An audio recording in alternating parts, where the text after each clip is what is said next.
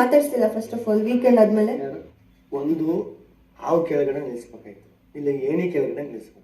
ಕಳೆದ ವಾರ ಕಿಚ್ಚನ ಪಂಚಾಯಿತಿ ಆದಮೇಲೆ ಕಾವ್ಯ ಅವರು ಮತ್ತು ಇಲ್ಲಿ ಗಿಲ್ಲಿಯವರು ಇಬ್ಬರು ಕೂಡ ಮಾತಾಡೋದನ್ನು ಕಂಪ್ಲೀಟಾಗಿ ಸ್ಟಾಪ್ ಮಾಡಿದರು.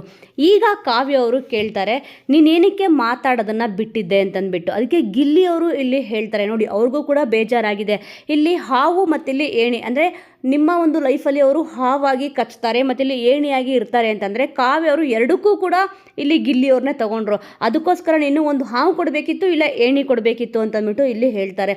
ಅದು ಕೂಡ ಕರೆಕ್ಟ್, ಅವ್ರಿಗೆ ಅದಕ್ಕೋಸ್ಕರನೇ ಬೇಜಾರಾಗಿದೆ. ಮತ್ತು ಇನ್ನೊಂದು ವಿಚಾರ ಏನಪ್ಪ ಅಂತಂದರೆ ಇಲ್ಲಿ ಒಂದು ಸಾಂಗ್ ಹಾಕ್ತಾರೆ ಜುಮ್ ಜುಮ್ ಆಯಾ ಸಾಂಗ್ಗೆ ನೀನು ಯಾರ ಜೊತೆ ಡ್ಯಾನ್ಸ್ ಮಾಡ್ತೀಯ ಅಂತ ಗಿಲ್ಲಿಯವ್ರನ್ನ ಇಲ್ಲಿ ಕಿಚ್ಚ ಸುದೀಪ್ ಸರ್ ಕೇಳಿದಾಗ ನಾನಿಲ್ಲಿ ಕಾವ್ಯ ಅವ್ರ ಜೊತೆ ಡ್ಯಾನ್ಸ್ ಮಾಡ್ತೀನಿ ಅಂತ ಹೇಳಿದಾಗ ಕಾವ್ಯ ಅವರು ಅದಕ್ಕೆ ಒಪ್ಕೊಳ್ಳಿಲ್ವಲ್ಲ.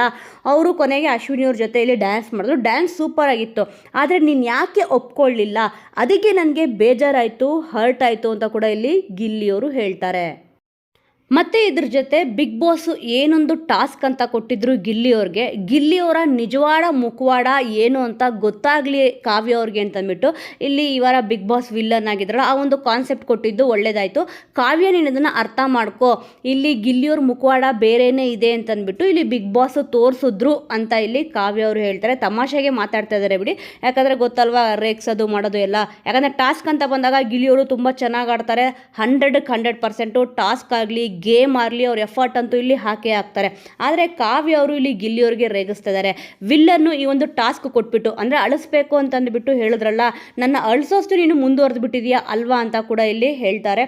ಒಟ್ಟಿನಲ್ಲಿ ಟಾಸ್ಕು ಕೂಡ ತುಂಬ ಚೆನ್ನಾಗಿತ್ತು. ಈಗ ಕಾವ್ಯ ಅವರು ಗಿಲ್ಲಿಯವರು ಟಾಸ್ಕ್ ಎಲ್ಲ ಆದಮೇಲೆ ಇಲ್ಲಿ ತುಂಬ ಚೆನ್ನಾಗಿ ಮಾತಾಡಿಕೊಂಡು ಇದ್ದಾರೆ.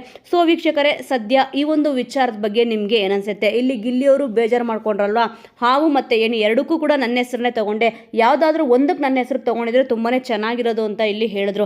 ಈ ಒಂದು ವಿಚಾರದ ಬಗ್ಗೆ ನಿಮ್ಮ ಒಂದು ಅನಿಸಿಕೆ ಅಭಿಪ್ರಾಯ ಏನಿದೆ ಅನ್ನೋದನ್ನು ಮಿಸ್ ಮಾಡದೆ ಕಮೆಂಟ್ ಮೂಲಕ ತಿಳಿಸಿ. ಮುಂದಿನ ವಿಡಿಯೋದೊಂದಿಗೆ ಮತ್ತೆ ಸಿಗೋಣ.